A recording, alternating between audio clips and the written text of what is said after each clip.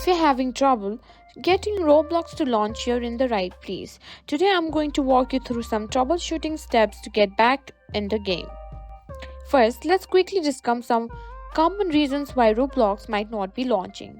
It could be due to a software issue, or bad installation, or even a problem with the internet connection. Now let's go through some basic troubleshooting steps. First things first, check your internet connection. Make sure you're connected to Wi-Fi or mobile data and that it is stable.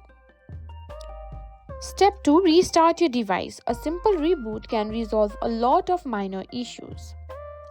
Make sure Roblox is updated to the latest version. Check your app store for any available updates.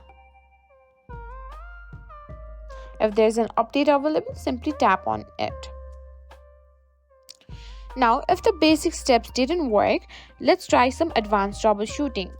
Uninstall and then reinstall Roblox. Sometimes files can get corrupted and a fresh installation can solve the problem.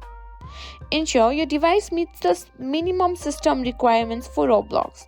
If your hardware is outdated, it may struggle to run the game. To check, go to Settings, tap on General and go to iPhone Storage. Make sure there is minimum of 2 to 3 GB free. And there you have it. If you follow this step, you should be able to fix the issue of Roblox not launching.